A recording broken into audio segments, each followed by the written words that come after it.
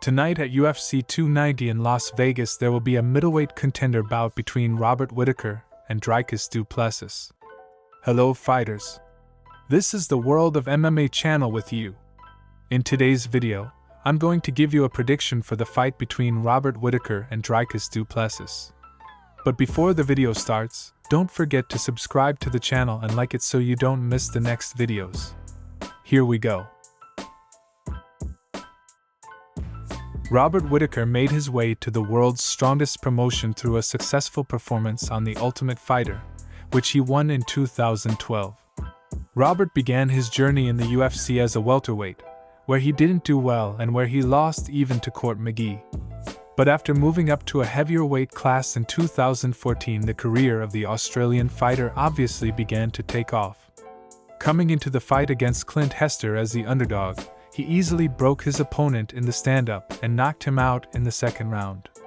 Whittaker then went undefeated for 5 years, going on a streak of 9 straight wins.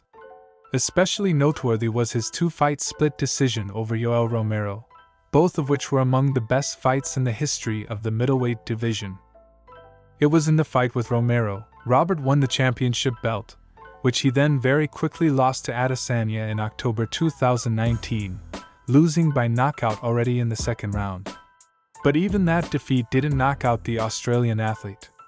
He made the right conclusions and started stamping wins again, eventually earning a second fight with Israel. The rematch took place in February of last year, and it was a much closer fight. Whittaker showed once again his high fighting IQ by betting on wrestling and taking the 4th and 5th rounds by means of it. But it wasn't enough, and the belt stayed with the former owner. However, stylistically, Robert is first and foremost a puncher, who began his martial arts journey with karate. In the aspect of striking technique, Whittaker is definitely one of the strongest fighters of the middle division, second in this component, perhaps, only to Israel Adesanya and Alex Pereira. The Australian can work both as a first choice and a powerful counterattack. In the context of the upcoming fight, it is worth to pay attention to the defense against takedowns, and Whittaker is unrivaled in his weight class. Especially telling was his wrestling against Derek Brunson and Marvin Vettori, who never managed to take a single takedown and had to fight in the stand-up and lose. Du Plessis is a rising star in the middleweight division. The South African is approaching his challenger's fight after an early victory over Derek Brunson. That success allowed him to break into the top 5.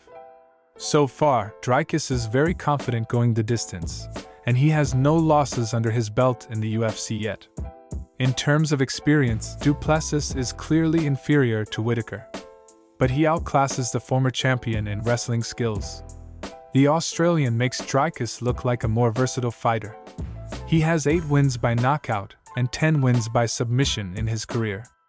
The last man to lose to the South African by submission was former welterweight contender Darren Till.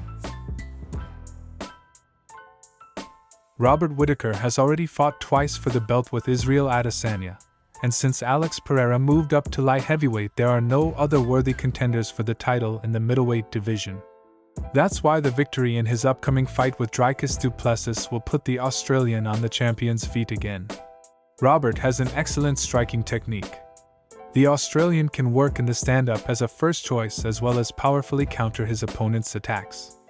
He's got skills in wrestling as well, especially when it comes to defending against it. Whittaker defended 84% of his takedown attempts in his 19 fights in the UFC. Dricus du Plessis has too many gaps to face a fighter as complete as Robert Whittaker. The South African fighter's most obvious flaw is poor stamina. Dricus' cardio is only good enough for 1 round. He's certainly able to work through his fatigue and be dangerous, but against the former champion it's not enough. And Dricus is often very open in his strikes, which a seasoned champion like Whittaker would be well positioned to catch him at. I think Robert Whittaker will win by knockout in the 3rd round. What do you think, friends? Write your opinion in comments. Goodbye.